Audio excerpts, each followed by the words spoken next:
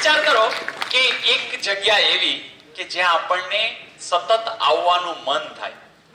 એ શું કામ થતું હોય?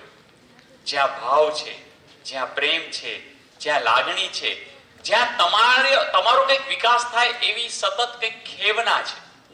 અને એટલા માટે આ સંકુલ આપણી જિંદગીની અંદર ક્યારેય ભૂલાવાનું નથી.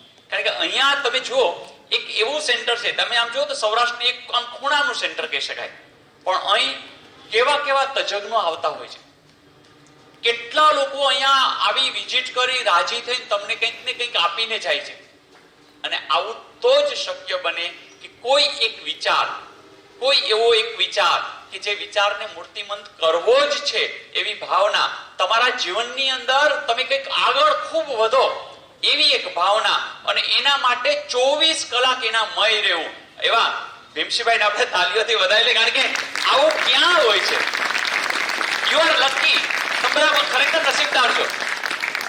આ બધા ભાઈઓ આવ્યા એટલે બધી આ સંસ્મરણો એકદમ તાજા હશે.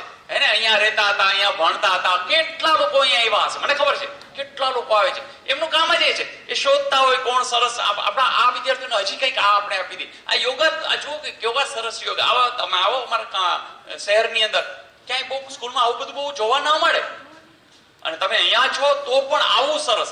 હવે આ યોગની એની કિંમત કેટલી છે એ તમે જેમ થોડુંક સર્ચ તો કરજો. આજે આખું વિશ્વ આપણા તરફ નજર કરે છે, ભારત તરફ નજર કરે છે. ભારતમાં રહેલા યોગ, આયુર્વેદ, એના ઉપર આપણો જે સાંસ્કૃતિક વારસો છે એમાં નજર કરે છે. આપણો દેશ યુવાન છે, કારણ કે યુવાનોની સંખ્યા વધારે છે. અને એટલે કે હવે પછીનું ભારત કોણ છો? તમે બધા છો. અને એ નિર્માણની અંદર, એ જીવન ઘડતરની અંદર આપણી આ સંસ્થા કામ કરી રહી છે.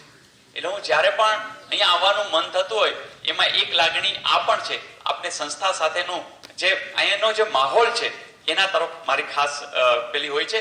અને અહીંયા જે ભીમસિંહભાઈ જે રીતે આખી ટીમને કામ કરતા જોઈ એને પણ હું ખુશ થાઉં કે એમના જે શિક્ષકો છે એ પણ સરસ રીતે બધા કામ કરતા હોય, તમે વિદ્યાર્થીઓ પણ બધા મુક્ત મને સરસ રીતે ભણતા હોય, જુદા જુદા ક્ષેત્રની અંદર કામ કરતા હોય.